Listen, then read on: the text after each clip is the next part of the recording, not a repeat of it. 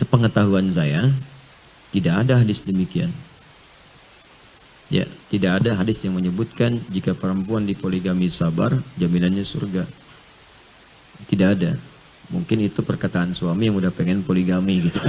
Allah. Insya Allah. Biasanya kalau kertas begini, tintanya merah, ini persoalannya unik.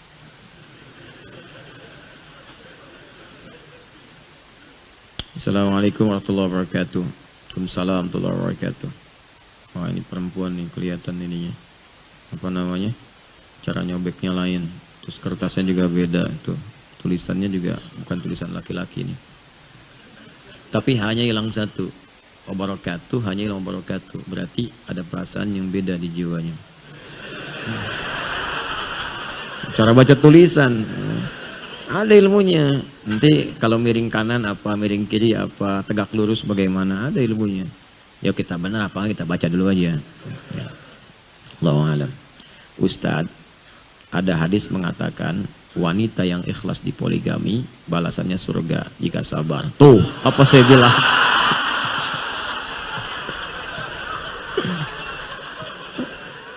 Antum ini saya kasih tahu nggak percaya. Aduh. Saya ulang lagi. Ustadz, ada hadis mengatakan wanita yang ikhlas di poligami balasannya surga jika sabar. Apakah berlaku hal yang sama jika istri yang menyuruh suaminya poligami dan tetap sabar? Jazakallah khair Ustadz. Cek dulu hadisnya. Cek dulu. Ya. Sepengetahuan saya, tidak ada hadis demikian. Ya, tidak ada hadis yang menyebutkan jika perempuan dipoligami sabar, jaminannya surga. Tidak ada. Mungkin itu perkataan suami yang udah pengen poligami gitu.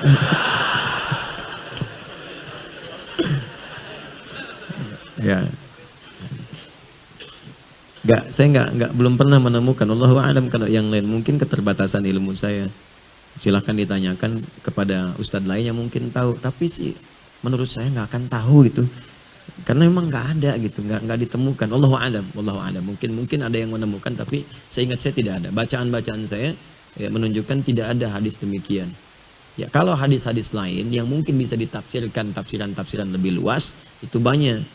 Misal di At-Tirmidzi ada hadis yang disahihkan juga oleh Syekh Al-Albani ya dalam silsilah hadisnya yang sahih, yang shagirnya, nomor hadis 660.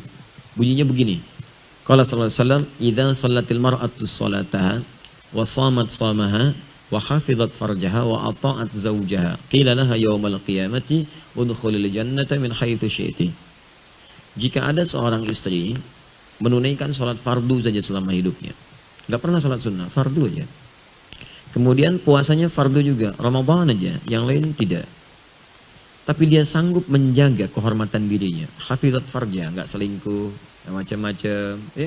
Wa ata'at zaujaha, dan menaati suaminya ketika dia meminta yang baik-baik, yang dibenarkan oleh Allah. Itu. Ini diantara tafsir di Quran surah ke-4, An-Nisa ayat 34. Yang paling kiri sebelah atas di mushaf. Saya langsung masuk ke bagian perempuannya. Fassalihatu, pertengahan ayatnya, qanitatun hafizatun lil ghaibi bima hafizallah. Di sini Allah membagi kewajiban laki-laki dengan perempuan, suami dan istri. Kalau suami di awal ayat, ar-rijalu qawwamuna 'alan nisa bima faddalallahu ba'dahum 'ala ba'din wa bima anfaqu min amwalihim. Kewajiban suami kata Allah menjadi pemimpin di rumah tangganya, arahkan istri dengan baik. Kemudian dari situ saya berikan bekal kata Allah untuk mencari nafkah. Di pencarian nafkah itu diberikan oleh Allah bekalnya kepada laki-laki. Punya kemampuan. Jadi kalau keluar, nafkah datang. Nafkah itu harta yang didapatkan nanti untuk bisa diberikan cukup untuk keluarga. Di apa yang dibawa itu akan cukup untuk keluarga. Ya, beda dengan perempuan sendiri mencari pekerjaan, bukan disebut nafkah. Makanya ketika dapat sesuatu hanya cukup untuk dirinya. Walaupun dibagi, ya kemungkinan akan ada persoalan di rumah tangganya. Tapi nafkah tidak. Kemudian sifat kepemimpinan ada di laki-laki. Ya, diberikan bakat di situ, bakat untuk memimpin, walaupun kerjasamanya dengan istri. Tapi jiwa kepemimpinannya, pengayomnya ada di laki-laki. Ya. Nah, istri kewajibannya dua juga. Fasalihatu, perempuan yang salihah, qanitatun. Nah ini maksudnya, taat pada Allah dengan cara menaati suami pada yang baik-baik. Di sini tafsir hadisnya. Jadi kalau suami minta pada yang baik-baik, yang dibenarkan Allah. Jadi ukuran kebaikannya qanitat, yang Allah benarkan. Qanit itu taat pada Allah dengan khusyuk. Dalam konteks rumah tangga, menaati suami, ya menaati Allah dengan cara menaati suami pada yang dibenarkan oleh Allah. Makanya orang salat disebut khusyuk, qanitin. Quran surah kedua ayat 238. Tadi, hafidhu ala salawati wa salatil wusta wa qumu lillahi qanitin. Dirikan salat dengan khusyuk, dengan taat kepada Allah, khusyuk. Di rumah tangga, istri yang taat disebut qanitat. Taat kepada Allah dengan cara menaati suami pada hal yang dibenarkan oleh Allah. Misal, suami bilang begini, "Ma, berhijab ya." "Siap, ayah." "Ma, ikut ta'lim ya." "Siap." "Tahajud malam yuk." "Insya Allah." Nah, kalau ada yang begitu taat benar yang dibenarkan oleh Allah Subhanahu wa taala, maka qilalah yaumal qiyamati, akan dikatakan pada perempuan yang seperti ini, sepanjang dia tidak bermaksiat besar kepada Allah, ya dia beriman, menaati suami, bekerja dengan baik dan dia salehah. Qilalah yaumal qiyamati, dikatakan pada yang di hari kiamat, udkhulil jannata min haitsu syi'ti. Langsung aja masuk surga dari pintu manapun yang kamu inginkan. Ada yang pengen masuk Ar-Rayyan puasa dulu. Ada yang pengen masuk pintu tahajud dulu. Ada yang masuk pintu sedekah dulu. Tapi perempuan ini langsung aja masuk, pilih aja dari pintu mana aja. Ya. Nah sekarang, apa korelasi dengan poligami? Ya, kalau poligami itu memenuhi syaratnya, ketentuannya yang dibenarkan oleh Allah. Ingat, dibenarkan oleh Allah. Karena semua ibadah ada rukun dan syarat. Jangankan poligami, monogami pun ada rukun dan syarat. Ya, ta'tarihil ahkamul khamsah. Kalau syaratnya terpenuhi, nikah. Jangan ditunda-tunda. Ya ma'syaras syabab, para pemuda. Ya, man istata'a minkumul ba'ata falyatazawwaj. Kalau sudah siap punya kemampuan. Kemampuan materi ada. Kemampuan akhlak ada. Akhlak mesti ada. Kalaupun kaya, tapi dengan menikah bisa menyakiti pasangan, haram hukumnya. Jadi haram. Yang halal jadi haram, ingat tuh. Di fikih itu unik pokoknya. Yang halal bisa jadi haram. Yang haram bisa jadi halal. Babi itu haram. Dalam kondisi tertentu, halal sementara. Harus ditambahkan kalimat sementaranya, ya, supaya tidak dianggap seterusnya. Ya, halal sementara sampai menemukan makanan ini lagi yang halal. Ya, jadi kalau Anda sedang ke hutan, misalnya nggak ketemu tuh yang halal-halal, ya tiba-tiba mau nyari, ada yang ngorok lagi, gitu kan? Ternyata dilihat hewan. Kalau nggak makan bisa meninggal. Makanya dia disembelih dulu, diambil dagingnya, ya, kemudian dimasak, dan baru kemudian dimakan. Dimakan pun bukan untuk dinikmati, diambil pun bukan untuk mengenyangkan, sekedar menutup lapar. Jadi ingat, bukan dinikmati, dibakar, si kecap, enak juga ya, bukan begitu. Enggak. Dia hanya untuk menghilangkan lapar aja, sambil gitu cari lagi yang halal. Nah sama dalam pernikahan pun, jangankan yang poligami, saya mulai dengan monogami pun, kalau Anda menikah dengan satu perempuan pun, kemudian dengan itu berpotensi bisa menyakiti, itu tidak boleh, haram hukumnya. Sampai Anda merubah lu jadi baik. Setelah baik, baru kemudian menikah. Saat mau menikah pun, itu orang baik pun diingatkan oleh Allah. Orang baik yang lembut pun diingatkan. Turun Quran surah keempat, ya teman-teman sekalian, di ayat 19. Ya ayyuhalladzina amanu la yahillu lakum an tarithun nisaa karha. Hai para suami-suami yang beriman, jangan wariskan sifat buruk yang kamu mungkin pernah lakukan sebelum menikah pada istrimu setelah engkau menikah.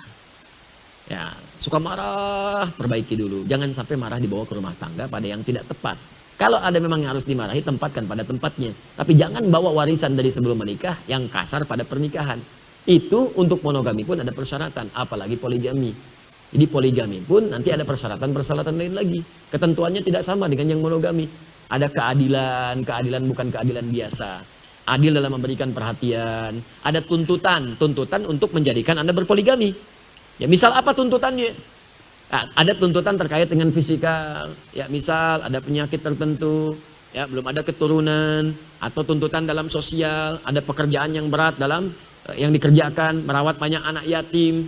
Kalau sendirian tidak terawat misalnya, Anda bisa diskusi. Itu pun kemudian ngobrol dulu. Tadi zauj, pasangan ngobrol, jangan sembunyi-sembunyi. Nikah dong, yang gentle, bicara. Pada istri bicara, ngobrol, ajak bicara. Rumah tangga itu kan supaya tenang. Anda sembunyi-sembunyi artinya nggak tenang. Dan biasanya yang sembunyi-sembunyi itu cenderung gelisah. Kalau gelisah nanti mengumpulkan dosa.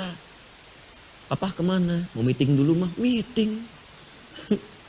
Ya, ada pertemuan-pertemuan. Ya kenapa kemudian jadi diabstrakkan? Kalau ada hasrat untuk poligami, cerita, diskusi. Apa alasannya, ngobrol. Terus bahas bareng-bareng fikihnya. Istri membahas, suami bahas. Ngobrol, ajak bareng. "Mah, ini keutamaannya mah, pekerjaan papa sedang begini, bagaimana menurut mama?" Ya, dengan bahasa yang halus, "Mah, anak yatim kita makin banyak ya mah." "Iya Pak, alhamdulillah."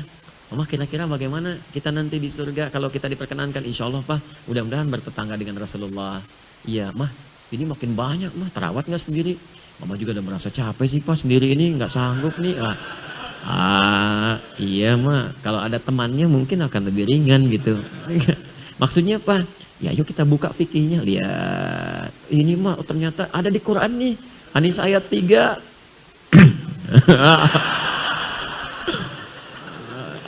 Itu caranya, ini pelan-pelan diskusi. "Tapi Pak, mama belum sanggup." "Ya sudah nggak apa-apa, yuk kita belajar lagi, besok kita ngaji lagi, besok ngaji fikih sholat, kan?" "Mama, yang imam laki-laki perempuan?" "Laki-laki Pak." "Boleh nggak imam perempuan?" "Nggak bisa, nggak boleh dalam fikih." "Mana ngajinya?" "Oh iya ini ya, Mah kalau imam 1 atau 2?" "1 Pak, nggak boleh 2, nggak boleh." "Ya, kalau makmum 1 sah." "Bagus mana kalau 1 dengan 2?" "Ya 2 Pak." "Ya, ada 3, ya 3. Kalau ada 4 ya lebih bagus 4." Ya, mama udah paham rupanya fikih sholat. Udah pelan-pelan. Ya gitulah mah, laki-laki dijadikan imam ya di An-Nisa itu. Ya memang imam harus 1, walaupun makmum bisa 4. Apa bisa aja. Senyum, udah senyum tuh, kalau tadi kan nggak siap. Kedua ada senyum. Ketiganya ngobrol lagi, ya kan? Nah, kadang-kadang lewat anak belajar hadis kan, berbuat baik pada siapa? Ibumu. Siapa lagi? Ibumu. Siapa lagi? Ibumu. Siapa lagi? Bapakmu, kan? Tanya anak, "Nah, hadisnya sahih enggak?" "Sahih Pak." "Ibu disebutkan berapa kali situ?" 3 Pak. "Bapak berapa?" "Sekali." "Di bapak ada berapa?" 1. "Ibu berapa?" 3. "Kasih tahu ama sana." Ini ngobrol. Kalau nggak cerita, ribut nanti malah. Jadi malah nggak dapat kedua-duanya. Akhirnya ribut, yang pertama minta pisah, yang kedua kecewa, akhirnya nggak dapat siapapun. Capek rumah tangga itu. Ya, akhirnya nggak ada solusi. Dan yang paling parah akhirnya kemudian tersebar kemana-mana, bikin tulisan, bikin ini, bikin itu, ada layangan putus, ada ini, ada itu, untuk apa gitu. Ya, dan kita doakan, jangan menikmatilah persoalan rumah tangga orang, nggak boleh. Kita doakan, yang ada doakan supaya baik. Doakan. Ya, jadi jangan, itu kan rumah tangga orang, kalau menimpa kepada kita pun kan nggak mau seperti itu. Makanya saya berikan nasihat, jangan sembunyi-sembunyi. Perbedaan nikah dengan zina itu antara diumumkan dengan sembunyi-sembunyi, kata Nabi. Itu peringatan keras. Peringatan keras.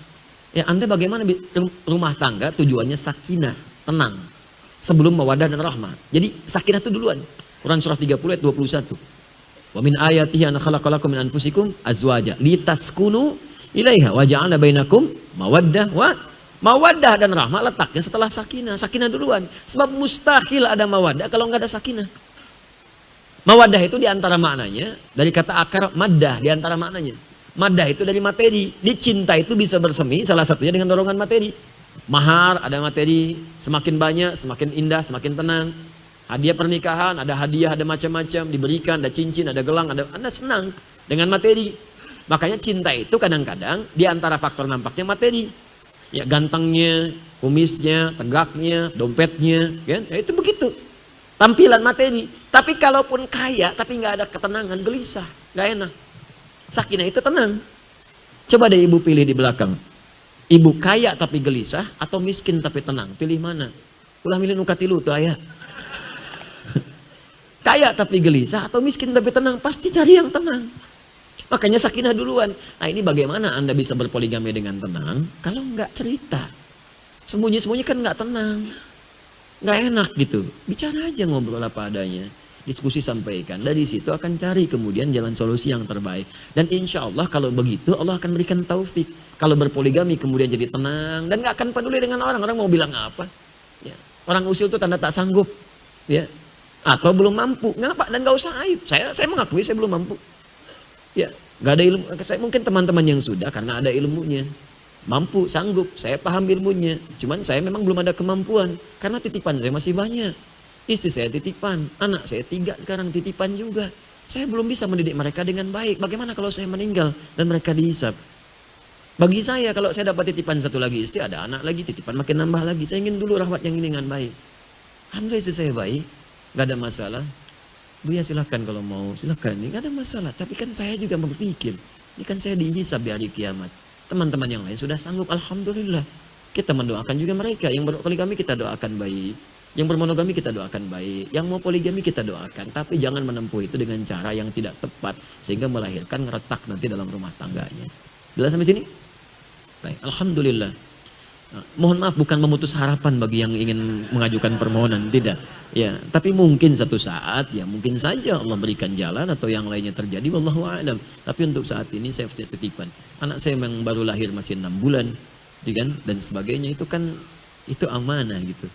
Bagaimana saya merawatnya? Saya pengen Qurannya dari saya, ajak sholat, ajak macam-macam sehingga dihisabnya ringan. Aku titipkan Muhammad Hamilul Qur'ani kepadamu ya Adi Hidayat. Apa yang kau kerjakan dengannya ya Allah? Aku ajak dia ke pengajian. Aku tunjukkan dia sholat. Aku ajarkan dia baca Quran. Lalu anaknya dikonfrontir. Benar enggak seperti itu? Jawab dia. Pertanyaannya apakah jawaban anak itu sama dengan saya? Saya harus pastikan. Karena jawaban Qurannya ku anfusakum wa ahlikum nar. Itu anak saya baru satu. Belum yang kedua. Belum yang ketiga. Belum istri saya. Belum saya anak dari seorang ibu. Dari seorang ayah.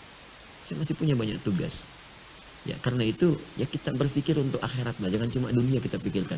Dan poligami pun ketika turun untuk menjamin kemaslahatan akhirat. Dan untuk bisa mengangkat derajat perempuan. Awas, Anda jangan tertipu dengan orientalis. Sekarang banyak disebarkan tuh, termasuk teman-teman kita non-muslim. Nah, itu isu palsu tuh. Anda kalau ada pernyataan begini, umat Islam tuh tidak memuliakan perempuan, enak aja menikah dengan berapa, ya dan sebagainya, poligami. Demi Allah saya katakan, itu racun yang ditanamkan, Anda salah baca. Salah baca. Jadi kalau membaca itu jelas riwayatnya, dari dulu banyak orang merendahkan perempuan. Bahkan seenaknya aja. Ya dulu di Cina ada raja yang kaisar itu selirnya aja 1000. 1000 tuh, waduh luar biasa. Setahun cuma mengunjungi berapa? 365 istrinya. Ya, itu 3 tahun sekali baru kekunjungin istrinya. Ya, sebelumnya lagi kan ada lagi lebih banyak lagi. Zaman jahiliyah di Eropa itu banyak juga seperti itu. Ya, selirnya banyak, bundiknya banyak, enggak ada dianggap. Bahkan ada yang perempuan diperjualbelikan seenaknya. Suami bisa tukeran, termasuk di jahiliyah. Datang Islam, diluruskan itu semua. Diarahkan dengan baik. Jangan perlakuan perempuan seperti itu, kata Al-Quran. Turun Quran surah ketiga 36. Perempuan punya keistimewaan, diberikan hak di situ. Diberikan bagian warisnya. Dulu nggak ada warisan, diberikan waris untuk mengangkat derajat perempuan. Termasuk dibatasi. Kata Allah jangan begitu, kamu seenaknya bukan perempuan, ratusan ribuan, tidak. Kalau kamu memang sanggup untuk bisa menikah lebih daripada satu perempuan, ini alasannya, kalau bisa jangan lebih dari 4. Ada satu pengen nambah 2, 2 pengen nambah 3, 3, 4, 4 cukup. Di luar batas kesanggupan itu tidak. Cuma Nabi Muhammad yang saya berikan kemudian petunjuk untuk menikah dengan 9 perempuan. Di Al-Bukhari nomor hadis 5068. Ya, dari Anas bin Malik. 9 pun itu dengan hikmah, bukan untuk dunia. Karena semuanya rata. Kenapa dinikahkan dengan Aisyah radhiyallahu taala anha? Allah yang pilihkan. Kenapa? Untuk mewarisi keilmuan Nabi. Makanya dari Sayyidah Aisyah nggak ada keturunan. Dan jangan hujat Nabi, oh anak kecil 10 tahun nikah dengan kakek-kakek 50 tahun. Ya, mana ada orang tua begitu? Anda yang kurang baca. Jangan sampai kekurang pengetahuan Anda jadi menuduh Nabi, itu nggak boleh. Gak boleh melukai, gak bisa. Jangan dibaca konteks dulu dengan sekarang. Orang dulu itu beda dengan kita sekarang. Mereka udah terbiasa menikah dengan usia yang muda. Abdullah bin Amr bin As itu nikah usianya berapa tahun? Itu beda usia dengan bapaknya 11 tahun. Ya, bapaknya itu 23 tahun. Anak 9 tahun udah minta nikah. Bapaknya nikah usia 11 tahun. Ada yang mengatakan 10 tahun, ada yang mengatakan 13 tahun. Masih itu biasa menikah dalam keadaan muda. Saya baru dari Paris kemarin. Paris, lampu merah sonoan dikit tuh. Ya. Itu Louis menikah dengan Maria Antoinette. Usia berapa tahun? 13 tahun. Itu di Eropa. Itu biasa. Saya tanya begini deh, di zaman-zaman dulu ya. Raden Ajeng Kartini, era Kartini. Berapa usianya saat dipinggit? Masih belia. Masih belia kan? Dipinggit kemudian, baru lantas dinikahi dalam usia baliknya. Ya, mengandung, melahirkan, meninggal dunia. Itu kan usia yang sangat muda. Apa Anda menertawakannya? Coba saya tantang sekarang. Siapa yang berani melecehkan Kartini, pahlawan nasional? Ayo bicara sekarang. Anda akan dihukum, banyak orang menyoal pahlawan nasional. Sekarang manusia biasa saja, Anda tidak bincangkan karena takut dengan manusia. Kenapa Anda berani kemudian menyoal Rasulullah SAW dengan Sayyidah Aisyah? Anda siapa? Kalau nggak paham ilmu jangan bicara. Kalau nggak paham ilmunya belajar dulu, takut khawatir salah ucap. Karena itu jangan sembarangan mengatakan sesuatu. Di konteks dulu, dibaca dulu, dilihat dulu. Apa hikmahnya? Ternyata dipilih yang paling belia ini. Kemudian setelah balik-balik baru diajak berumah tangga. Hidup berumah tangga itu untuk belajar kehidupan fikih di rumah tangga. Bagaimana mandinya Nabi di rumah tangga. Bagaimana bangun tidurnya. Bagaimana saat Nabi kemudian menyantap makanan. Kan hadisnya banyak dari Sayyidah Aisyah. Ternyata Aisyah anak yang cerdas. Setelah dewasa disampaikan semua itu, jadilah guru. Jadi guru Sayyidah Aisyah meriwayatkan hadis-hadis Nabi yang jarang didapatkan yang di luar rumah. Sebab gak semua orang bisa masuk rumah. Kalau yang lainnya banyak. Sayyidah Khadijah ada wafat duluan sebelumnya. Ya Zainab meriwayatkan yang sedikit-sedikit, tampilan yang khusus. Saudah binti Zam'ah saat Anda jadi nenek-nenek dewasa seperti apa berbakti pada suami. Kalau suami masih ada di situ. Jangan sampai canda hilang. Ya Saudah binti Zam'ah itu sudah sepuh, Nabi menikah tapi masih bisa bermain canda dengan Nabi. Pulang masak, senang masak beliau, bikin adonan. Oleh Nabi diambil adonan, dicolekkan di keningnya, tertawa bersama. Masih kakek nenek pun masih bisa bercanda, langgeng kehidupan cintanya. Contoh, dia ada contoh kalau istri Anda masih belia, bagaimana membahagiakannya. Contoh istri Anda sepadan, bagaimana membahagiakannya. Contoh kalau sudah sepuh, bagaimana membahagiakannya. Contoh model, karena Nabi diutus jadi model. Anda diutus, model dunia aja nggak laku. Enggak, makanya nggak ada utusan. Kita itu diciptakan untuk mengikuti model, dipraktekkan dalam hidup. Begitu cara bacanya. Jadi kalau bacanya begitu enak kita. Saya mohon maaf ya kalau terkait Allah Nabi mungkin tegas saya itu, tapi tegas itu karena sayang, bukan benci. Takut Anda punya masalah, sedangkan Anda itu kawan saya, sahabat saya doakan. Kan paling nggak enak berpisah dengan sahabat kita, atau ada orang dibenci Nabi, kita paling nggak enak. Karena itu kalau masalah dengan Nabi saya tegas gitu, tapi ketegasan itu sebagai cinta. Bukan radikal. Bukan radikal. Ini saksi antum nih. Tunjukkan pada saya radikal saya di mana. Nanti saya perbaiki. Kan kita memperbaiki diri setiap hari. Mungkin ada yang salah itu pasti. Tapi di balik yang salah kita bertobat. Ditunjukkanlah kalau ada yang kurang baik. Tunjukkan supaya saya perbaiki. Ya, alhamdulillah, mudah-mudahan Allah berikan kebaikan. Ya, alhamdulillah. Kita nggak perlu banyak-banyak lah hal-hal yang kita bahas, sedikit tapi bisa bermanfaat insya Allah. Ya, jadi beberapa waktu ini saya mohon doa juga. Ya, saya sedang menata diri untuk belajar lagi, kemudian mengkaji lagi, praktekkan lagi. Jadi silakan, saya senang hati. Kalau ada yang kurang sampaikan, saya koreksi. Kalau ada praktek yang kurang tepat sampaikan, saya perbaiki. Jadi kita bisa berbuat lebih baik lagi insya Allah. Belajar juga saya belajar teman-teman. Anda belajar, saya belajar. Jadi Anda baca, saya baca. Saya sekarang nyiapkan juga, saya belajar di S3, saya ngambil 3 jurusan juga. Saya siapkan dalam waktu dekat tuh insya Allah. Ya, tapi kita fokus juga. Jadi saya mengajar, saya belajar, saya baca, saya praktekkan. Saya ayah, saya suami. Apa saya kerjakan? Alhamdulillah kami diberikan honoris causa 4 di tahun ini. Ada 4 di 4 bidang berbeda. Kemarin yang dari Amerika dikasih di Istanbul. Ya, saat itu dari Amerika yang ngasih. Ya, Passion International University. Itu di bidang dakwah moderat. Di ijazah ditulis di bidang dakwah moderat. Jadi Amerika mengakui dengan kampusnya saya ini dai moderat. Terus Anda bilang saya radikal, ya Anda kurang minum susu. Ya, tapi ya kasih tahu saya supaya saya perbaiki, gitu aja kok repot tuh kan. Nggak usah rame lah gitu. Kasih tahu aja. Ya, misalnya Ustaz Adi dilarang dakwah di sini karena radikal. Oh, coba saya datangi tempatnya, Pak. Radikalnya di mana, Pak? Mungkin saya perbaiki dulu. Ada yang salah terus saya minta maaf, kan selesai kan? Jadi pada kita ribut-ribut atau berprasangka yang tidak baik. Ya, kedua saya di bidang dakwah dan pengabdian pada masyarakat. Yang di Astrolab kemarin karena ada masukan, Ustaz kampusnya kurang qualified. Oke, saya terima masukan. Saya telepon ke sana, kampus kurang qualified, dijawab sama profesornya di sana. Oh iya, langsung turun tangan. Ada profesor tokoh, saya nggak usah sebut nama lah ya. Terus tersambung juga ke pemimpinnya ke atas.